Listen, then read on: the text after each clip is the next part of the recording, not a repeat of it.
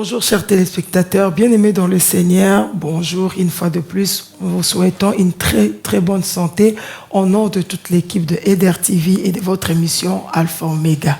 Alpha Omega aujourd'hui vous amène dans la tranche musicale où on va parler d'un grand événement qui se prépare, une grande journée, j'allais dire, de louange et d'adoration avec le bien-aimé que je vais vous présenter tout à l'heure. La Bible nous dit que tout ce qui respire loue l'Éternel.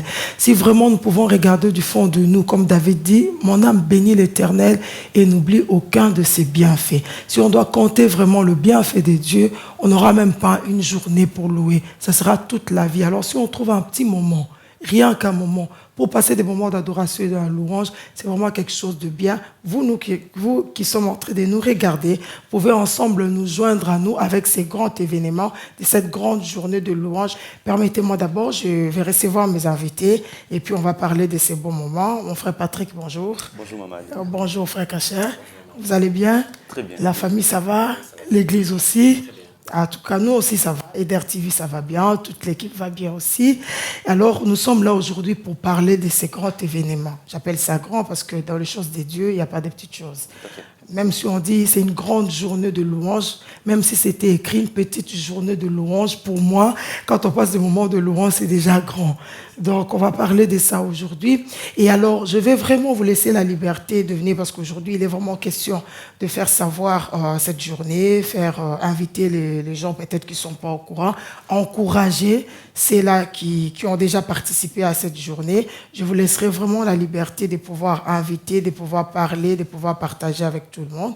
Mais déjà, d'emblée, il y a une question qui m'est venue en tête. Quand j'ai préparé cette émission, je vois que c'est la 4e édition de cette grande journée de louange. Donc, il y a eu déjà 3 éditions, donc ça continue. Pour moi, je me dis, c'est que ça a été déjà une réussite. Donc, parce que s'il n'y avait pas, je ne crois pas qu'il y aurait eu la 4e édition. Donc, la main de Dieu a été avec nous. Alors, frère Patrick, je vais peut-être poser la question à vous, savoir d'où est venue la pensée de cette grande journée. Parce qu'à ces moments actuels, il y a des gens qui se réveillent les matins, paf, il y a une idée qui vient en tête, et puis ils rassemblent tout le monde, et puis après, ça s'arrête à un moment donné, où vous êtes réveillé, je ne sais pas, ça vient de qui, vous êtes réveillé un bon matin, on dit, ben, tiens, pourquoi pas une grande journée de louange? Là, on organise telle chose, pourquoi pas nous? Est-ce que c'est une vision, c'est un constat, c'est quelque chose, je ne sais pas, expliquez-nous un peu la grande journée de louange, a commencé où? C'était la pensée de qui? C'était comment? Tout à fait. Alors, vous pouvez déjà vous présenter à ça, oui. Encore en plus, si vous avez autre chose à dire. Oui, effectivement, je me présente. Je suis le frère Patrick. Je suis membre de l'église de la Nouvelle-Jérusalem et je suis le responsable visionnaire de la grande journée de louange. Ah, d'accord. Alors, pour répondre à votre question, cette vision date de très longtemps. Okay. C'est une pensée qui est montée dans mon cœur et dans mon esprit. Et cette pensée m'a fait constater quelque chose. C'est que le Seigneur utilise son Église, le Seigneur utilise ses différentes assemblées, chacun faisant un bon travail. Le Seigneur se manifeste et il fait des grandes choses dans les assemblées. Mais ce constat m'a fait réaliser quelque chose. C'est que ces différentes puissances que chaque assemblée a dans son secteur, si nous associons ces différentes puissances, ça peut donner quelque chose d'encore plus grand et de plus glorieux. C'est même le principe, ce principe de l'unité qui existe dans la parole de Dieu. Maintenant, cette vision, comme je l'ai dit, elle date de très longtemps. Elle a commencé en 1999. C'est là que nous avons reçu cette vision. Et le Seigneur a permis que ça soit seulement en 2015 que nous fassions la première édition. Voilà, c'est ce qui explique un tout petit peu pourquoi nous avons commencé et nous ne nous arrêtons pas jusqu'à maintenant. Ah, ok. C'est aussi par rapport à l'Esprit de Dieu que vous avez attendu longtemps, avoir la vision en 99 et puis commencer 2015. Il fallait attendre encore des précisions, il fallait prier ou pourquoi ça a pris du temps pour être réalisé? Vous n'étiez pas sûr de vous? Vous voulez avoir encore d'autres appuis ou quoi? C'est un peu un mélange de tout ça. D'accord. En 1999, j'étais quand même assez jeune. Il faut dire que voilà, on n'a pas les épaules assez solides pour aller voir les différents hommes de Dieu, proposer une telle idée. On n'a pas assez de maturité et tout ça. Ça, c'est par rapport à ma personne, mais aussi par rapport à la vision. Si vous voyez les meilleures choses prennent beaucoup de temps sous terre. Les pierres précieuses, les meilleures choses de la vie, ça prend beaucoup de temps pour arriver à maturité. Je pense personnellement que l'idée devrait mûrir afin que les personnes qui allaient travailler soient aussi prêtes pour faire le travail. Oui, c'est quand même très important, oui, c'est vrai. Je vais me retourner un peu vers le frère Kacha pour demander, c'est vrai, comme le frère Patrick vient de le dire, quand on est plusieurs, chacun amène ce que Dieu a mis dans son cœur, ce que Dieu a mis dans sa vie, ses potentiels, ses talents et tout ça, ça fait encore quelque chose d'efficace. Alors là, je vois, j'ai la 4e édition ici devant moi, je vois que vous rassemblez à plusieurs. Il y a plusieurs églises et tout ça qui viennent, il y a plusieurs personnes qui viennent. Et ici, je vois qu'il y a déjà le frère Franck Moulaja qui va quitter Kinshasa, qui va venir. Je vois le groupe de Paris, je vois tout le groupe de la louange inter-église, là, il y a plusieurs. Mais je pense que la Nouvelle-Jérusalem, c'est quand même une grande église. Je crois qu'à Bruxelles, à Celte et tout ça, il y a aussi différents talents. Donc je pense que vous pouvez aussi prendre des musiciens dans toute l'église de Nouvelle-Jérusalem. Ça allait faire aussi une force, je ne sais pas. Mais pourquoi aller chercher dans les autres églises pour avoir encore d'autres personnes et tout ça, pour être encore trop sûr ou bien, je ne sais pas. Comment vous pouvez expliquer ça? Merci maman Aline. Voilà, pour me présenter encore une fois, avec plus de précision. Donc c'est le frère Kacha de la Nouvelle-Jérusalem. Et je fais partie aussi du comité qui organise cette grande journée de louange. Oui, il est vrai que la Nouvelle-Jérusalem, c'est une grande église déjà qui existe, mais cette unité-là, donc ce que nous faisons nous maintenant au niveau de différentes églises, existe déjà au niveau de la Nouvelle-Jérusalem. C'est-à-dire qu'il existe ce qu'on appelle la convention. Et dans la convention, nous réunissons les différentes Nouvelles-Jérusalem qui sont répandues un peu partout, ici dans la Belgique et ailleurs.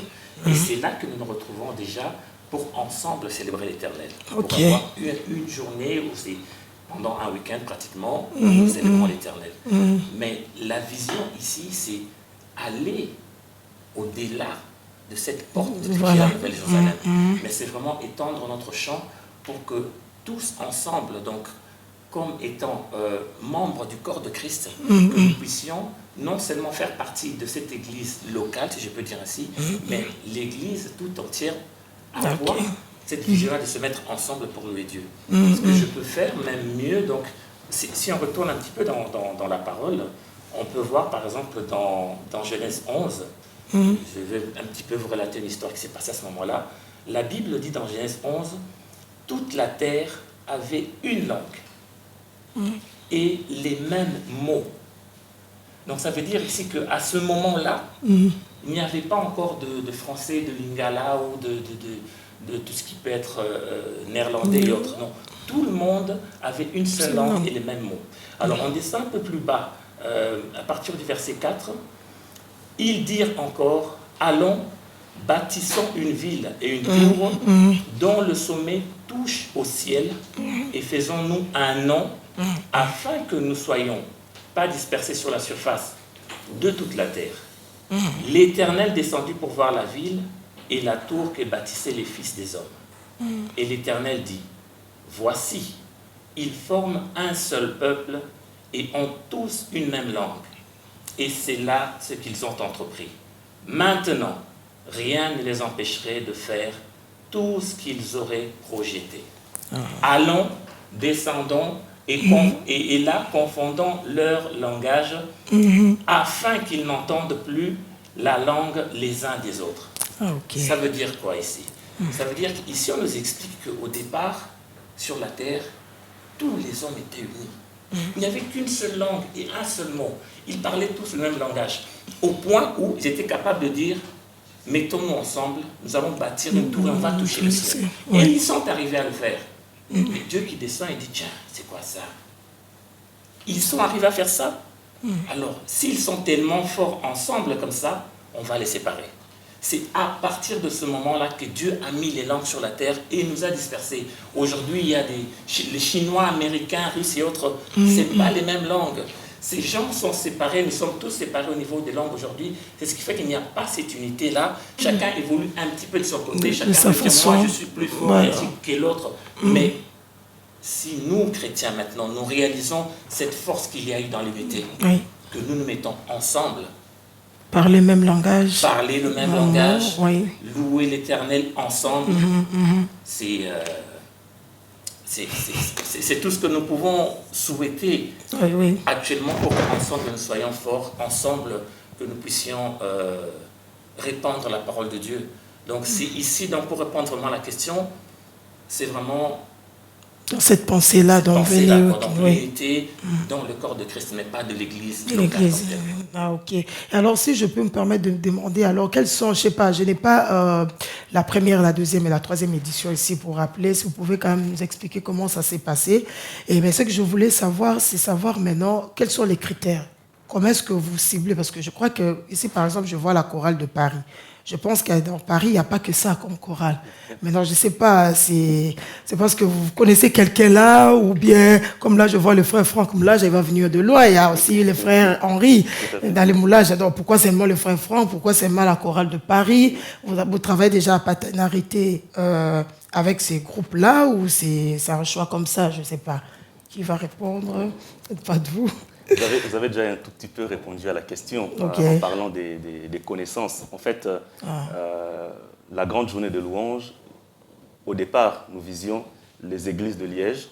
Et comme c'est un programme musical qui a un format de concert, donc nous avons ciblé les choristes des églises de Liège.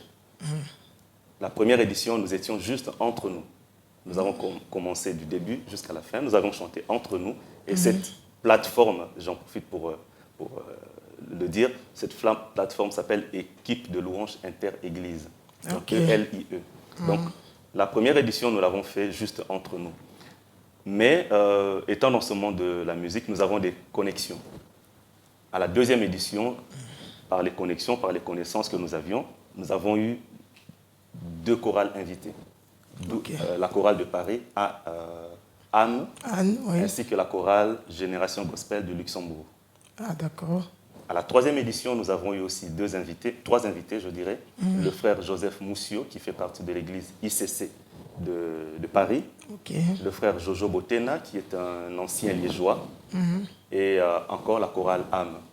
Et cette année, nous avons Papa Franck et la chorale âme comme invité. Mais toutes ces invitations se sont faites sur base de connexions, des connaissances que nous avions. Il n'y a pas spécialement de critères qui nous ont poussés à les choisir. Donc, si je chante bien, je viens. Bien sûr. Ah, ok, ça va. On va essayer de voir. Alors, on va suivre d'abord un élément par rapport à cette journée de louange.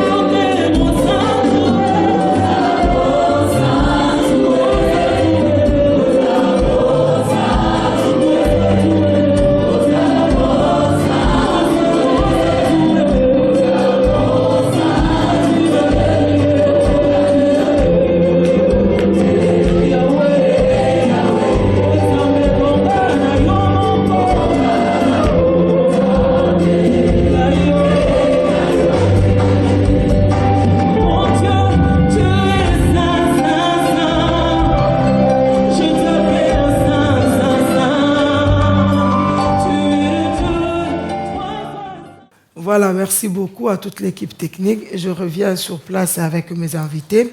Frère Kacha ou frère Patrick, je ne sais pas qui va répondre. Alors, est-ce que vous pouvez nous expliquer déjà la journée proprement dite? Ça se passe comment? Vous venez, on commence directement par chanter. Est-ce qu'il y a un moment de la parole? Est-ce qu'il y a d'autres organisations? Vous faites que des chants du début à la fin? Ça se passe combien par rapport à toutes les 3 éditions qui sont déjà écoulé là? Je dirais que c'est un peu dynamique. Hein. Ok. La première édition, comme nous l'avons dit tout à l'heure, c'était chanté du début jusqu'à la fin. Ok. Nous n'avons pas fait de pause, il n'y avait pas eu spécialement d'exhortation. Le frère Kacha avait parlé pendant 5 minutes, et à part ça, c'était chanté du début jusqu'à la fin. Et au fil des années, en fait, le programme s'adapte aux opportunités que nous avons. Donc rien n'empêche qu'à une des éditions, nous ayons un prédicateur qui peut parler pendant quelques minutes, parce que le programme reste quand même un programme musical de concert. Ok. Par rapport à la vision que vous avez eue, voilà, parce que c'est vous qui nous avez amenés ici. Donc. Voilà. Mais Ok. justement, si vous me permettez par rapport à ça, Oui. donc la vision de base, c'est d'abord d'unir les chrétiens. Tiens. Et le format, d'accord. c'est un format de concert, mais rien ne nous empêche un jour de changer de format. Ok. Mais pour l'instant, nous sommes dans un format concert, ce qui veut dire qu'on peut faire intervenir d'autres aspects, mais ça reste essentiellement musical. Ah, ok. Je ne sais pas si le frère Kacha veut rajouter quelque chose, oui. Et juste une chose qu'on a prévu de faire cette année aussi, c'est de prendre le temps de prier pour nos pasteurs. Oui. Ok. Donc on prendra même 5 minutes pour prier pour nos pasteurs. Pourquoi? Si nous retournons encore une fois dans la Bible, que vous regardez dans Nombre 13, l'histoire de Moïse et les 12 espions. La Bible nous dit que ces 12 espions-là, c'était des chefs de tribus. Ok. Donc ce sont les chefs de tribus qui avaient été envoyés pour pouvoir voir la terre promise. Alors ce qui se passe, c'est que à cause de ces 10-là qui avaient dit non, on ne peut pas, toute une génération n'avait pas pu entrer sur la terre promise. Mais je suis heureux de vous dire que l'esprit qu'il y avait dans Josué et Caleb, nous l'avons encore aujourd'hui, pasteur. Oui, oui. C'est pourquoi nous, ce jour-là, peuple de Dieu, nous prendrons le temps pour prier pour nos pasteurs, oui. pour que nos pasteurs soient vraiment unis, qu'ils voient ensemble cet amour pour la communauté, pour qu'ensemble, nous puissions aller de l'avant. Parce que Josué et Caleb avaient cru à ce que Dieu avait dit, Oui. toute une partie aussi, des enfants, la génération qui a suivi est entrée dans la terre promise. Nous voulons nous prendre le temps de prier. C'est pourquoi je profite, maman, si vous me permettez. Il n'y a pas de souci. Message, pasteur. Oui. Cher pasteur, nous vous aimons tellement. Et merci pour tout ce que vous faites pour nous. Depuis que nous avons commencé cet événement, vous avez cru en nous. Vous nous avez ouvert les portes. Maman, nous répétons dans les églises. Oui. La répétition, ce n'est pas dans une salle. Nous allons dans une église, nous répétons, Ouais. et puis dans une autre église, et ainsi de suite. Comme le frère Patrick vient de le dire, nous avons des encouragements, par exemple, des églises déjà au niveau international. Au Luxembourg, Ok. la chorale de Paris, De c'est Paris. une église qui est à Paris, ce n'est Ok. pas en Belgique. Tous ces pasteurs-là nous ont soutenus. Alors nous tenons vraiment à vous dire merci, pasteur, pour ce soutien que vous nous avez accordé. Et nous voulons vraiment aller de l'avant avec ce soutien-là, et nous tenons vraiment, donc, par notre passage dans cette émission, à vous dire merci. Ok, ça va. Merci beaucoup, frère Kacha. Frère Patrick, vous allez m'excuser, mais c'est vous qui avez amené la vision. Donc, s'il y a une question qui me vient par rapport à ça, je me retourne vers vous. Quel est maintenant le public que vous ciblez? Quand vous avez la pensée, ou au fur et à mesure que vous avez partagé peut-être avec les autres, que vous avez mis des idées ensemble pour commencer, vous visez qui par rapport à cette journée de louange? C'est parce que là, je vois, bien sûr, c'est des frères et des sœurs, des chorales et tout ça. Est-ce qu'il n'y a que des chrétiens? Est-ce qu'il y a des jeunes? Est-ce qu'il y a des papas, des mamans? Tout le monde peut venir, comme je viens de dire. Si je chante bien, je viens. Ou vous avez quand même, n'empêche que vous avez quand même une catégorie des personnes d'abord, et puis après, il y a peut-être des autres. Je ne sais pas quel est le public ciblé. Le public que nous visons se trouve même dans la vision de la journée, c'est-à-dire unir les chrétiens pour déployer une puissance plus grande. Alors, quelle est cette puissance plus grande? Parmi les effets de ce déploiement de puissance se trouve l'évangélisation. Okay. Donc, je pense que l'évangélisation faite de manière commune, avec la même pensée, avec la même idée, nous pouvons gagner encore plus de gens. Et voilà, si je dois parler de public, je dirais toute la Belgique, toute l'Europe et le monde entier, comme Jésus nous a demandé. Ok, ça va aller fait de toutes les nations, voilà, exactement. les disciples. C'est vraiment un moment d'évangélisation. Donc c'est dans les cadres d'évangélisation et tout ça. Si je peux rajouter. Oui, vous pouvez, oui. Je voudrais juste te dire, c'est vrai que quand on parle de la grande journée de louange, les gens pensent plus musique. Mais en fait, il n'y a pas que la musique. C'est nous réunissons tous les ministères. Ok. Donc, il y a un choral qui est là, composé des membres des choristes des différentes églises, mais il y a l'accueil. Exactement. Et dans l'accueil, aussi, elle est composée des membres d'accueil. Ah, donc il n'y a pas que des chantres. Il n'y a pas que des chantres. D'accord. L'audiovisuel, c'est peut-être pas une église qui l'a fait, qui est la nôtre, mais c'est peut-être une autre église. Ok. Au niveau dans le parking, les services d'ordre, c'est vraiment un mélange qui n'est pas fait que de la louange, mais c'est tous les ministères que nous trouvons en général dans nos églises qui se mettent ensemble pour préparer cette journée-là. Ah, ok, ça va, merci beaucoup. On avance tout doucement à la fin de notre émission. Je ne sais pas si vous avez quelque chose d'autre à rajouter par rapport à tout ce qu'on nous a dit ici. Sinon, on va parler vraiment de cette journée-là. Parlez-nous un peu à fond, c'est comment, ça sera où et tout ça. Et si vous avez encore quelque chose d'autre à rajouter par rapport à tout ce qu'on a dit, vous pouvez toujours... Juste vous lancer l'invitation. Voyons-nous le 12 mai 2018 à partir de 15h30. La salle, c'est le théâtre du Trocadéro. Et ça se trouve en plein centre de la ville de Liège. Ceux qui connaissent un peu Liège savent où se trouve la place cathédrale. Et le passage Lémonier, c'est un peu dans cette zone-là. Donc c'est la rue Luley des Fèbres, numéro 6A. Le théâtre du Trocadéro, c'est assez facile, à 4000 Liège bien sûr. C'est assez facile à trouver. Ok, il faut que je peux rajouter. Moi aussi, c'est évidemment insister sur l'invitation, mais je lancerai un message en même temps à nos différentes églises, peut-être où nous ne sommes pas passés. Si au travers de cette émission, vous pouvez nous voir, nous vous invitons, s'il vous plaît, cet événement, nous ne voulons pas la faire la nôtre. Nous voulons que ce soit un événement que nous arrangeons tous, que nous mettons en place tous. Nous sommes ouverts à toute idée.